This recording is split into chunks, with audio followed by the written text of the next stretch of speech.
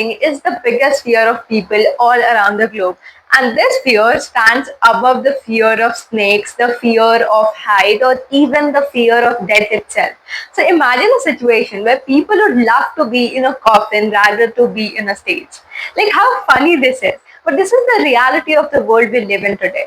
So in this video, I'm just going to break down for you the fear of public speaking. And we are not just gonna talk about the few simple tips that we have on the YouTube, but we are going to talk about really depth and detail and want to break it for good. Now imagine the situation again where your hand is shaking on the stage, your heart is racing, and even you are sweating. Now this whole thing can turn into what you really call an unstoppable speaker, and that is exactly what we are going to do in this video. But before we deep dive into the video, if you have come first time on my channel, so hi, my name is Aditi Ranjan. I make content around public speaking, debating, diplomacy, conference, travel, and podcasts as well. So do make sure to subscribe to this channel because I'm sure you will love it out here, and along with loving, you will of course learn a lot from here. So do make sure to subscribe and also follow me on Instagram because we are posting good content out there regarding public speaking and all the stuff I mentioned. So do make sure to follow me there as well. And not making the introduction so long, let's go and let's deep dive into the. So most of us think that we need to conquer our stage fear, but you cannot conquer the stage fear before you even know why you have this fear or what is exactly this fear. So, when humans were living thousands of years ago, so whenever a group of people look at you, like a lot of people eye on you, that means that you have committed a crime, you are going to die, you are going to exile, or even you are just thrown out of the tribe and all that situation.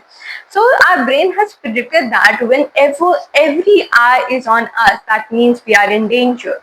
And this is the code it has just rewritten, and this is thousands of years ago. So you cannot blame yourself for having stage fear, but indeed you can work upon it and conquer the fear. So now let me tell you, stage fear that you see as sweaty arms, sweaty hands, sweaty face, heart racing, your heartbeat is on the different scale, your voice is shaking, and you just don't know what to do, and you are a completely different person out of nervousness. Every great legend, every good people, every great speaker, every strong athlete, everybody feels the same. It's about how they use this fear in the favor of themselves. So they don't work against this fear. They make it work with themselves. They make that fear work for themselves, and this is how they become unstoppable and unforgettable. Every great reader feels the same, and you have to. So I'm going to play on your screen a video, and you have to really look into it really carefully because we are going to decode something out there. As a delegate of South Korea, once a nation that was facing tragedy and now is the first runner in the global resilience and the urban resilience, from the Seongdo Bridge collapse to the Songdo, that is the most sustainable city presently, we have turned every disaster into a blueprint of innovations. But today, I'm not here to share my progress, but I'm here to demand urgency. Disasters do not wait. And in megacities, every second costs us a lot of lives, a lot of money. As a delegate, I'm here to push bold solutions and not safe conversations. To prove that the resilience is not a charity, it's a strategy. I want that this summit to be launch pad for global actions and the beginning not just of a political change, but also my global journey in shaping public speaking and diplomacy. Thank you so much. Now, you have watched this video, and imagine I'm looking very confident, very smiling, very confident about what I'm speaking. But if I tell you the reality, my heart was racing like in the speed of like F1 races. It was like crazy. My hands are shaking. It is the first time in my life my hand went sweaty. And even that, it does not look on my face. That is how you make your fear work in your favor. It does not look on my face that, oh my God, my hands are sweaty. Even I spoke so confidently. I was the youngest delegate out there for Best Diplomat Dubai. And and at that time also, when my speech got over and I got back to my seat, everybody, every single person in that conference room came to me once and said, you had an amazing speech, you are doing absolutely well. So imagine my hands are sweaty, my hand is like my heart is racing so badly, and yet people come to me and tell, "You're such a confident speaker. You have done really well." That does not sound strange, but that is how you make your fear work for you. And every good people, every great speaker feel the same. So you have to be totally all right with. Now, yeah, what? So now moving to how we can conquer this fear.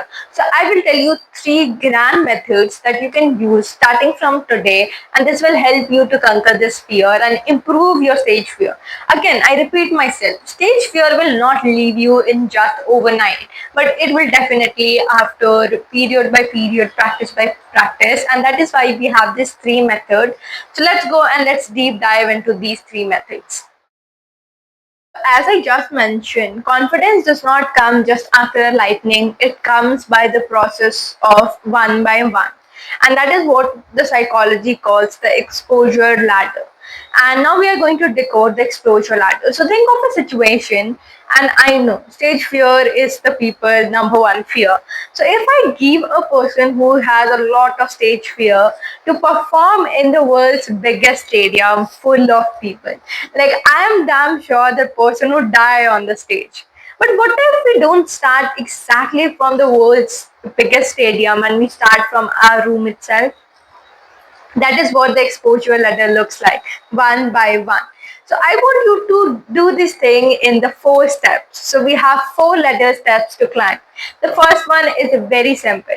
After you come from your school, your college, or your office, record a 1 minute video of yourself explaining how was your day, what did it look like, what did you do, or what did you learn. A very simple thing. And don't worry, you don't have to send it to anybody else. Just keep it to yourself and repeat it in every week. Like in a week, repeat it 7 days. I'm sure by the day 7 you will have a different level of confidence what you had in day number 1.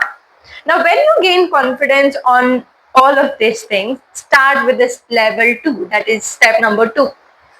Step number 2 is also very simple again. You have to talk to your friends, family, colleagues, or somebody you really trust. So the story that you were telling to camera till now in the 1 week, start telling it to your friend. Call them, probably meet them in person and tell them the story. I'll tell you that after 1 week, if you do this continuously 1 week or 2 weeks, again you will have a lot of confidence by the end of third week as you started in the day 1. Now again, so now we move to this level number 3. So level number 3 is very simple. Start telling your point to different people. Now when somebody asks a question in your class, try to raise a hand. If you don't know an answer, whenever you are asked an opinion in the class, just raise your hand and give your opinion. Nobody is going to judge you for that. Same thing for the people who go to colleges and office. If there's a boarding room and you want to discuss something, there's a presentation happening, just raise your hand and give all the things that you have. Give the voice, give your ideas. Maybe that will be the best idea in the room present. Who knows? So start speaking up. Again, we move to the step number 4. Step number 4 is again very serious. Now, till time you have a lot of confidence building, and then you can start talking to a group of 5 people at once, 10 people at once, and this will grow. Once you're comfortable with 10 people, start inviting 50 people, then you have 100 people, 1,000 people. That's how it works. Now, why I say that we don't want to start with the world's largest stadium, we just want to start it with our room.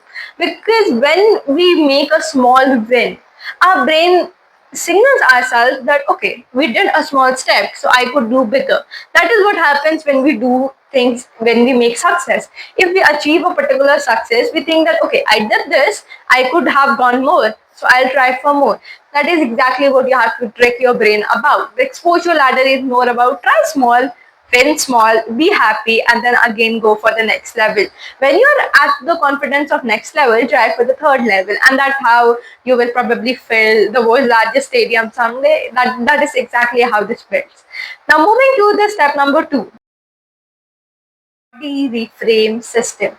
So body reframe system is basically what we does to our body to refrain our mind, think about a particular thing about in different way. So when the fear is inside our body, the fear is inside our brain. So why not we should use our brain and mind to conquer that fear? So I want you to try a very, very simple tactics for this. And this is not going to be a tip or trick. This is the proven method. And these methods will actually help you reset your mind.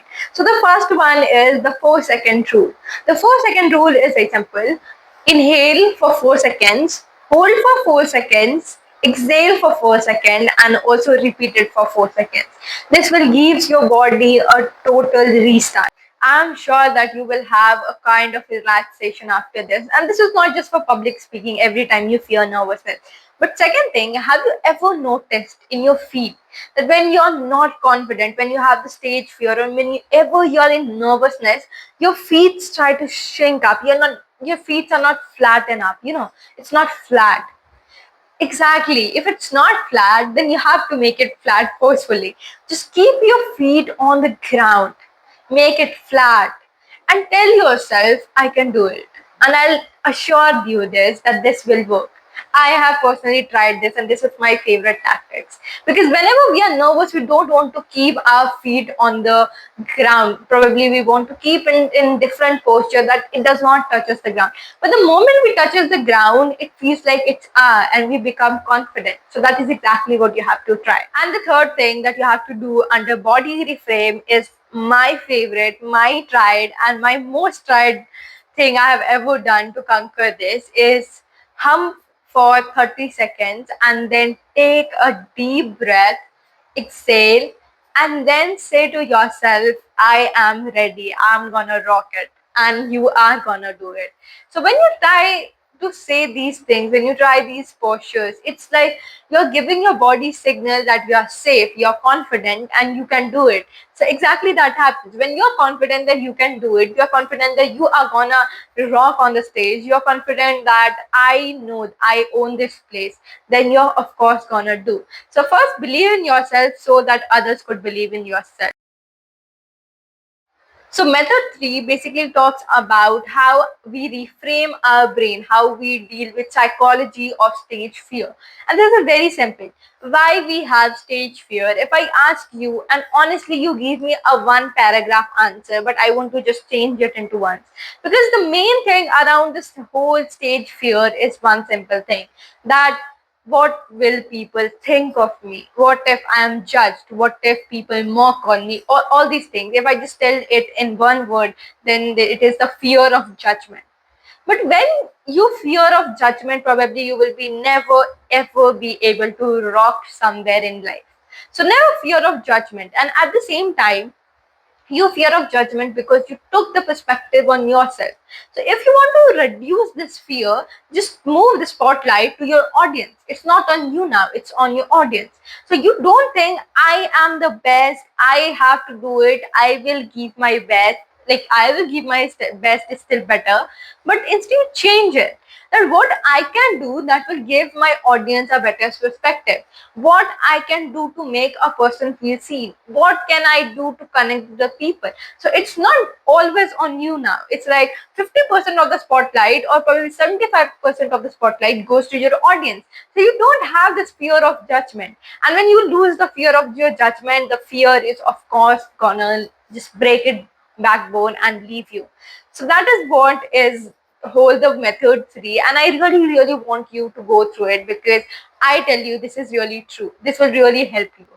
So remember, fear is not a wall in your way, but fear is a doorway. It tells you that the thing really matter to you. If it does not, you don't have a fear about it. So do make sure to take out the worksheet from the description box. I have already attached its link and complete that. That will give you a boost about your stage fear conquering part. And also do make sure to subscribe to this channel because again, you will learn a lot from here. And along with that, do make sure to join us at 30 minutes in 30 days about public speaking that we are doing on our Instagram and YouTube shorts to help people about public speaking. So do make sure to check it out that way. And always remember, fear does not mean stop. fear means go, because fear only lets you know what is the importance of that state. So next time when I meet you in the next video, I really want to see you really shining through your confidence. And do make sure to watch the other episode of the same series, which is attached just on your screen. So do make sure to watch it and give your reviews in the comments, because your reviews are really so important for me. Thank you so much for watching and hope to see you in the next video.